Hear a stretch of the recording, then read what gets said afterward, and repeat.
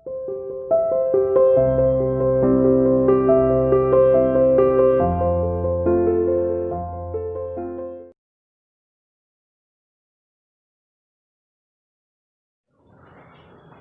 we are going to start the new chapter, statistics. Statistics में क्या क्या different terms हैं, कैसे उन्हें डिफाइन करेंगे, कैसे उन्हें सॉल्व करेंगे, ये अब हम इस चैप्टर में सीखेंगे। मान लीजिए उसके लिए हमारे पास कुछ डाटाज हैं। ये है कुछ डाटाज 3, 7, 15, 15, 15, 19, 19, 21, 21, 21, 21, 32, 32, 32, 40, 40, 40, 40, 40 एंड लास्ट में है सपोज 50 या 45, 45, 45। तो टोटल डाटाज कितने हैं हमारे पास? 1, 2, 3, 4, 5, 6, 7, 8, 9, 10, 11, 12, 13, 14, 15, 16, 17, 18, 19, 20, 21, 22, 23। ये मान लीजिए हम और लिख देते हैं 25। टोटल डाटा हमारे पास 50 है। अब इसमें एक एक ऑब्जर्वेशन कई बार आई हुई है। सपोज ये है ऑब्जर्वेशन 15, 3 बार यहां दिखाई दे रही है, तो इसका मतलब ये इसकी फ्रीक्वेंसी कहलाएगी कि 15 की जो फ्रीक्वेंसी है, जो ऑब्जर्वेशन 15 है उसकी फ्रीक्वेंसी 3 है। इसके लिए हम distribution, frequency distribution table start करते हैं बनाना। कैसे आप फ्रीक्वेंसी डिस्ट्रीब्यूशन टेबल बना सकते हैं? मान लीजिए ये marks obtained bye students out of 50। तो फ्रीक्वेंसी डिस्ट्रीब्यूशन टेबल में 3 कॉलम बनेंगे। नंबर 1 मार्क्स ऑब्टेन्ड,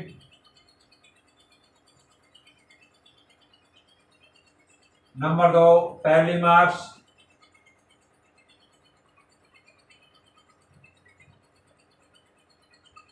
और नंबर 3 फ्रीक्वेंसी। तो पहले हम क्या सीख रहे हैं कि किन्हीं भी डाटाज को कैसे फ्रीक्वेंसी डिस्ट्रीब्यूशन टेबल में प्रेजेंट करें। अब फ्रीक्वेंसी डिस्ट्रीब्यूशन टेबल भी 2 टाइप की है, एक अनग्रुप, एक ग्रुप। पहले हम अनग्रुप डाटा को फ्रीक्वेंसी डिस्ट्रीब्यूशन टेबल में कन्वर्ट करना सीखते हैं। तो उसके लिए सबसे पहले हमें पहली टर्म देखनी होगी। 3 है, पहली ऑब्जर्वेशन 3 लिख दी।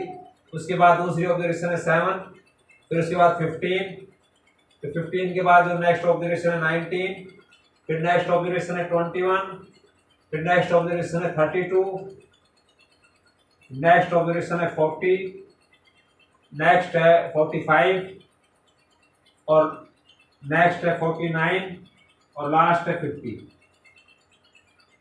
तो मार्क्स ऑब्टेन हमने देख लिए कि 3 मार्क्स कुछ बच्चों ने ऑब्टेन किए, कुछ ने 7 किए, कुछ ने 15। अब इनको हम अनग्रुप डाटा की फ्रीक्वेंसी टेबल में कन्वर्ट करना चाहते हैं। तो आपके पास सबसे पहले 3 को आप देखेंगे, इसमें कितनी बार आया है? 1 बार। तो टैली मार्क्स 1 है, फ्रीक्वेंसी भी 1 होगी। फिर 7 जो है इसका टैली मार्क्स होगी 2, क्योंकि 2 बार टैली हो रहा है इसलिए इसकी फ्रीक्वेंसी होगी 2। फिर 15 इसके 3 बार आया हुआ है तो इसकी फ्रीक्वेंसी होगी 3। 19 देखेंगे 2 बार टैली हो रहा है तो इसके टैली मार्क्स 2 हैं और इसकी फ्रीक्वेंसी भी 2 होगी। 21 4 टाइम्स, 1 2 3 4, 1 2 3 4, इसलिए इसकी फ्रीक्वेंसी भी 4 होगी। 32 3 बार है तो 3 टैली होगी इसकी।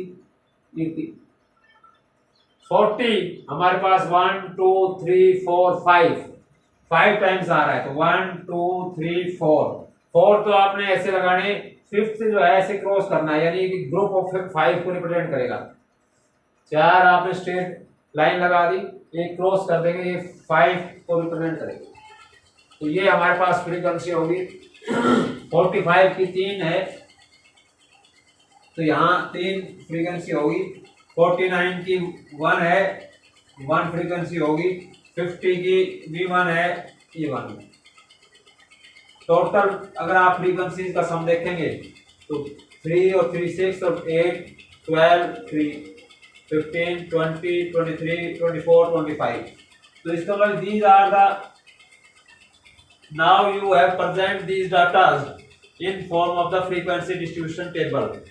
और कौन सी फ्रीक्वेंसी डिस्ट्रीब्यूशन टेबल में आपने इनको प्रेजेंट कर दिया, अनग्रुप जो है ना फ्रीक्वेंसी डिस्ट्रीब्यूशन में। अगर इन्हीं डाटा को ग्रुप करना चाहें तो फिर आपको स्पेसिफिक इंटरवल सेलेक्ट करना पड़ेगा। अगर उसके लिए हमारे इंटरवल होने चाहिए ज्यादा से ज्यादा 5 और 10 के बीच में, ज्यादा इंटरवल नहीं बनाने हैं।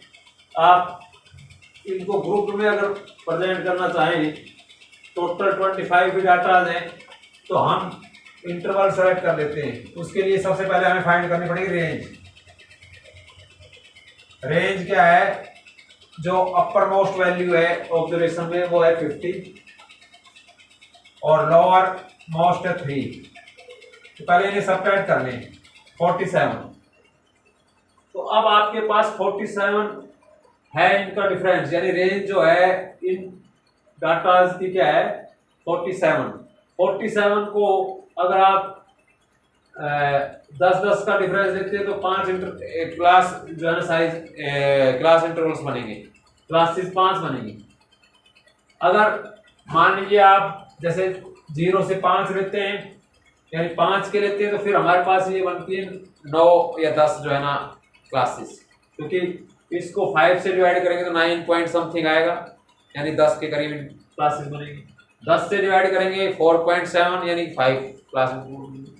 तो वो आप पे डिपेंड करता है, या क्वेश्चन में दिया होगा कि ये क्लास इंटरवल लेके इसकी जो है ना ग्रुप डाटा का फ्रीक्वेंसी डिस्ट्रीब्यूशन टेबल तैयार करिए। अनग्रुप डाटा में तो कोई प्रॉब्लम नहीं है, पहला ऑब्जर्वेशन लिखी, उसकी टैली मार्क्स लिख दी, फ्रीक्वेंसी लिखी।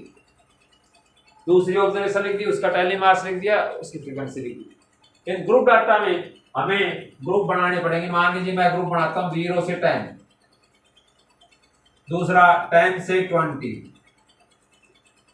तीसरा 20 से 30, चौथा 30 से 40 एंड इन द लास्ट 40 से 50। अब आपके पास ये मार्क्स ऑब्टेन्ड आए 1 2 3 4 5 क्लास इंटरवल्स आ गए, 5 क्लासेस हो गई। हर क्लास की अपनी एक लोअर लिमिट होती है। जैसे सेकंड क्लास इंटरवल की देखें तो 10 इसकी लोअर लिमिट कहलाएगी, अपर लिमिट इसकी कहलाएगी 20। फोर्थ की इंटरवल की देखें तो 30 जो है इसकी लोअर लिमिट कहलाएगी और अपर लिमिट कहलाएगी 40। सिमिलरली 50 40 और 50। तो ये डिफरेंट क्लास इंटरवल्स की डिफरेंट लोअर और अपर लिमिट होंगी। अब आपको पहली क्लास इंटरवल में 0 से 10 का मतलब है 0 इसमें लाई करता है, 10 इसमें लाई नहीं करता, यानी 0 से लेकर 9 तक की वैल्यू इसमें कंसीडर करनी है। 10 इसमें कंसीडर करेंगे, 10 से लेकर 19 तक इसमें। इसी तरह यहाँ पे 20 से लेकर 29 तक की इसमें कंसीडर करेंगे।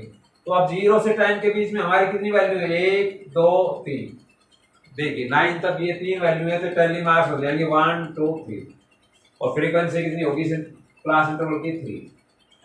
अब 10 से 20 इनके बीच में अगर आप देखें तो ये वैल्यूज, क्योंकि 20 तो लेना ही नहीं, इसमें इंक्लूड ही नहीं है, तो कितनी लेनी है आपको 19 तक। कितनी वैल्यूज हैं, 1 2 3 4 5, तो इन्हें 5 में रिप्रेजेंट करें, 1 2 3 4 4 आपने ये लगाते क्रॉस कर दें, यानी 5th इसके टैली मार्क्स है तो फ्रीक्वेंसी 5 होगी। अब 20 से 29 तक, 29 तक सिर्फ यही है, देख लीजिए कितने हैं 4, तो यहाँ भी इसकी फ्रीक्वेंसी होगी 4। 4 30 से 40। अब 40 इसमें इंक्लूड नहीं है, मैं पहले कह रहा हूँ 30 से 40 जब ले रहे हैं तो 30 से लेकर 39 तक के काउंट करेंगे, यानी ये कितने हैं 3 ऑब्जर्वेशन हैं, तो यहाँ टैली मार्क्स हो जाएंगे 3 1 2 3 और फ्रीक्वेंसी भी होगी 3। 30 से 40 से 50 जब ले रहे हैं तो 40 भी इसमें इंक्लूड है और 50 से 60 हमें इंटरवल लेनी पड़ेगी क्योंकि एक ऑब्जर्वेशन 50 भी है यहाँ पे, तो 40 से 49 तक इसमें इंक्लूड होंगी, यानी यहां से लेके यहां तक। अब ये काउंट कीजिए कितनी है, टैली करेंगे ने 1 2 3 4 5, 5 तो यही है, तो 1 2 3 4 5 तो ये होगी जी, 1 2 3 4 आ गए, तो टोटल टैली कितनी की है हमने 9, तो यहाँ फ्रीक्वेंसी भी कितनी देंगे 9 एंड लास्ट 50, क्योंकि 50 इसमें इंक्लूड नहीं था तो इंटरवल नंबर 6 बन गया और 50 इसमें आया तो इसकी फ्रीक्वेंसी होगी 1। अब इनका देखिएगा सम ऑफ फ्रीक्वेंसी क्या 25 आता है नहीं, क्यों, क्योंकि दीज आर द जो डाटाज आपको गिवन है, these are the marks obtained by the 25 students out of 50। तो इनका टोटल करेंगे, देखिए 3 + 5 8 + 4 12 + 3 15 और 9 24 और 1 25, तो ये है 25 डाटाज हमने पूरे रिप्रेजेंट कर दिए फ्रीक्वेंसी डिस्ट्रीब्यूशन टेबल में। लेकिन वो इससे पहले वाला तो अनग्रुप फ्रीक्वेंसी डिस्ट्रीब्यूशन था, ये है ग्रुप फ्रीक्वेंसी डिस्ट्रीब्यूशन टेबल। इस ग्रुप फ्रीक्वेंसी डिस्ट्रीब्यूशन टेबल में 2-3 टर्म और आएंगी, एक तो आइए आपके पास लोअर और अपर लिमिट, एक आएगा साइज या क्लास विड्थ या क्लास साइज।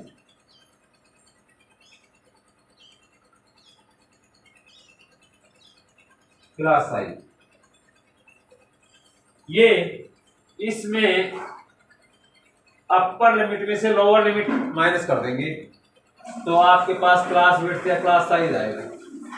क्या आएगा, क्लास, जैसे आपने 10 में से 0 माइनस कर दिया 10, यहाँ 20 में से 10 सब्ट्रैक्ट करेंगे तब भी वही बात है। तो क्लास विड्थ या क्लास साइज हर क्लास इंटरवल का सेम रहेगा। अगर ये कॉन्टिन्यूअस है, कॉन्टिन्यूअस का मतलब पहले यहाँ 10 है तो 10 रिपीट हो रहा है, 20 है 20 रिपीट हो रहा है, 30 है 30 रिपीट हो रहा है, 40 है 40 रिपीट हो रहा है, यानी ये कॉन्टिन्यूअस जो है ना क्लास इंटरवल्स है। किसी किसी क्वेश्चन में डिसकॉन्टिन्यूअस भी हो सकते हैं, वो भी हम डिस्कस करेंगे बाद में। तो कॉन्टिन्यूअस क्लास इंटरवल्स के लिए हर क्लास इंटरवल की अपनी अलग लोअर लिमिट होगी, अलग अपर लिमिट होगी। थर्ड की लोअर लिमिट आपसे पूछे 20, अपर लिमिट 30, क्लास साइज पूछे 30 - 20, यानी कि क्लास विड्थ के क्लास साइज का फॉर्मूला हो गया upper limit minus lower limit, upper limit minus lower limit, lower limit. इसी तरह क्लास विड्थ होगी क्लास मार्क या मिड वैल्यू, अगर आपको निकालनी है तो उसके लिए भी फॉर्मूला होगा। अब मैं वो यहां से डिस्कस करूंगा, इसको पहले मैं रब कर लेता हूं इस तरफ से। तो डिफरेंट टर्म्स क्या क्या हुई, एक तो रेंज, रेंज हमने बता ही दिया आपको कि रेंज जो है डाटा की क्या होगी, the maximum value of observation, value of data minus minimum value of data या मिनिमम वैल्यू। दूसरा हुआ क्लास साइज या क्लास विड्थ या class width,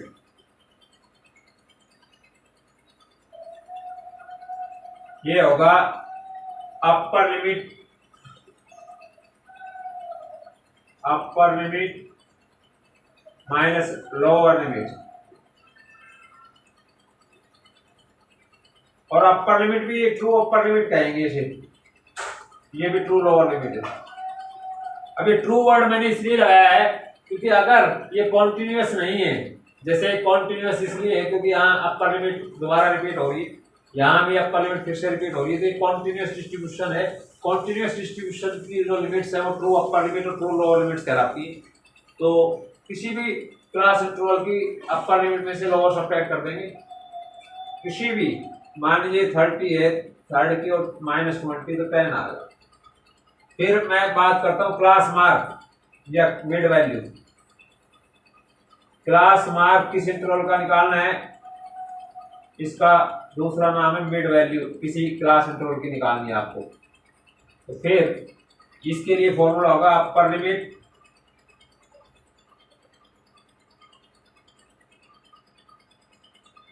plus lower limit of that particular class interval. जब मैं अपर लिमिट और lower limit की बात कर रहा हूं तो इसका मतलब I am just of talking about the true class limits. Upper limit plus lower limit divided by 2। मान लीजिए मैं इस फोर्थ क्लास इंटरवल का क्लास मार्क या मिड वैल्यू निकालना चाहता हूं, तो इसकी लोअर लिमिट 30 है और अपर लिमिट 40 है। तो फॉर्मूले के अकॉर्डिंग ये होगा 40 प्लस 30/2। अब इससे कोई फर्क नहीं पड़ेगा lower limit plus upper limit upon 2 करते हैं या upper limit plus lower limit upon 2 करते हैं। क्यों? क्योंकि एडिशन कम्यूटेटिव होता है। तो ये 70/2 क्लास मार्क आ गया फोर्थ क्लास इंटरवल का 35।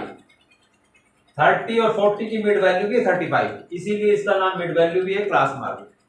हाँ, अगर आप और इंटरवल की मान लीजिए 6 की निकालते हैं तो अलग होगी। क्लास मार्क 6 इंटरवल का अलग होगा। क्लास मार्क 6 का क्या होगा, 50 प्लस 60/2 यानी 110/2 क्या हो गया, 55। तो पहले आप किन्हीं भी डाटा को डिस्ट्रीब्यूशन टेबल में कन्वर्ट कर सकते हैं। डिस्ट्रीब्यूशन टेबल भी दो तरह की हैं, एक अनग्रुप डाटा की, एक ग्रुप डाटा की। ग्रुप डाटा में लिमिट्स आएंगी, लोअर लिमिट और अपर लिमिट, उनसे range, class size, class width सब फाइंड कर सकते हैं। एक और नई टर्म अब यहां से मैं आपको बताने जा रहा हूं, एंड दैट इज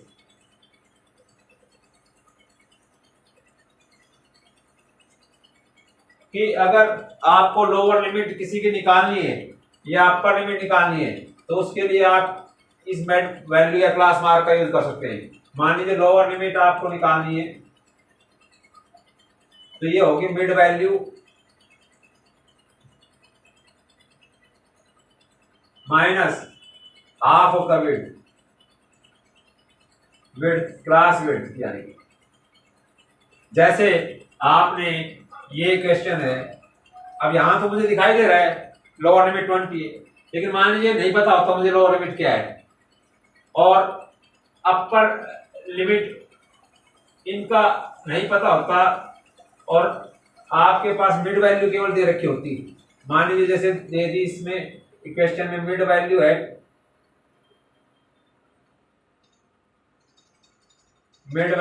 मान लीजिए किसी इंटरवल की 35 और क्लास विड्थ है 10।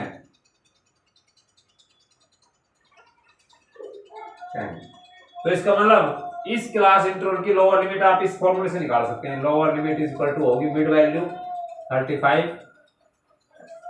लोअर लिमिट निकालने के लिए मिड वैल्यू अगर आपको पता है तो मिड वैल्यू लिख दी, minus half of the width यानी 1/2 इंटू 10। क्या हो गया सॉल्व करने के बाद, 35 माइनस 5 यानी 30। तो मिड वैल्यू का अपर लिमिट अगर आपको निकालनी है तो फिर mid value plus half of the width, बस ये फर्क होगा। यानी इसकी अपर लिमिट आ गई 40। तो इसका मतलब ये है कि क्लास मार्क या मिड वैल्यू से वही फॉर्मूला, क्योंकि मिड वैल्यू अगर आपने अभी अभी देखी या क्लास मार्क देखा वो था L lower limit plus upper limit upon 2। अब आप सोचिए इसमें मिड वैल्यू अगर आप निकाल सकते हैं तो मिड वैल्यू अगर गिवन है और क्लास साइज या क्लास विड्थ दे रखी है तो लोअर लिमिट और अपर लिमिट भी निकाल सकते हैं। ये डिफरेंट टर्म्स थी। इन किन्हीं भी डाटा को स्टैटिस्टिक्स में अगर रिप्रेजेंट किया गया है तो उन्हें फाइंड आउट करने के लिए, मान लीजिए अब इससे रिलेटेड एक क्वेश्चन है, फिर हम कल और आगे डिस्कस करेंगे। आज बहुत हो गया भाई क्या लोअर लिमिट है, क्या अपर लिमिट है, क्या क्लास मार्क है, क्या क्लास साइज है, क्या रेंज है, ये सभी हमने पढ़ा। कैसे हम गिवन डाटा को प्रेजेंट कर सकते हैं डिस्ट्रीब्यूशन फ्रीक्वेंसी डिस्ट्रीब्यूशन टेबल की फॉर्म में। जैसे ये क्वेश्चन है, मान लीजिए if m is the mid point, if m is the mid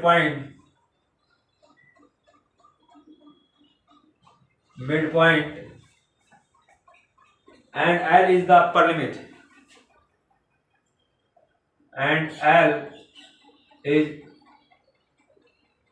upper limit. M is the midpoint and L is the upper limit of a class in continuous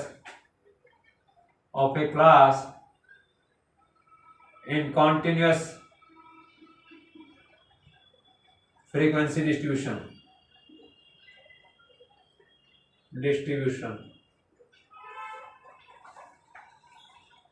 Then what is its lower limit? What is its lower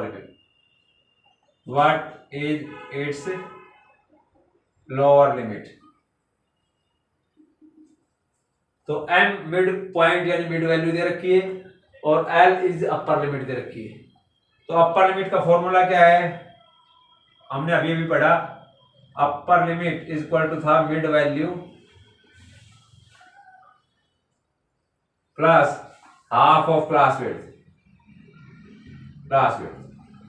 इसका upper limit हमें दी हुई है l, mid value हमें m दी हुई है, plus ये होगी class width.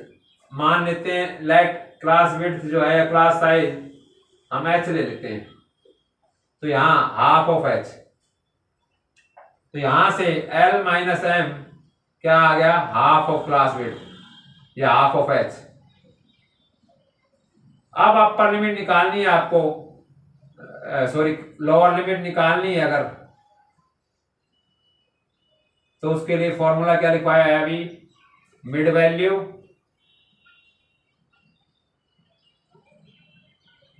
Minus half of class width, ये लिखवाया था। तो मिड वैल्यू हमें दे रखी है m, no problem, minus half of class width ये रहा l माइनस m हमने निकाल लिया अभी, यानी यहां आ गया ब्रैकेट l माइनस m। इसको सिंप्लीफाई करेंगे तो m minus l plus m means क्या आ गया आपके पास 2m माइनस l। ये बड़ा इंपॉर्टेंट क्वेश्चन है। तो लोअर लिमिट अगर आपको फाइंड करनी है तो दो ही चीजें पता होनी चाहिए, मिड वैल्यू क्वेश्चन में दे रखी है, दूसरा क्लास विड्थ का हाफ पता होना चाहिए। तो क्लास विड्थ का हाफ हमें नहीं पता, उसकी जगह क्या दे रखी है, एल दे रखी है अपर लिमिट। तो पहले अपर लिमिट का फॉर्मूला अप्लाई करके हाफ ऑफ क्लास विड्थ यानी हाफ ऑफ एच या क्लास विड्थ निकालेंगे, वो होगी एल माइनस एम, वो इसमें पुट कर देंगे दोनों वैल्यूज। इस तरह से आप डिफरेंट स्टैटिकल डाटाज के मिड वैल्यूज, रेंज ये फाइंड आउट कर सकते हैं। Tomorrow we will continue with this topic, कैसे इसके अंदर अनग्रुप डाटा या ग्रुप डाटा डिसकंटिन्यूअस है तो उसको कैसे सॉल्व करेंगे। Thank you.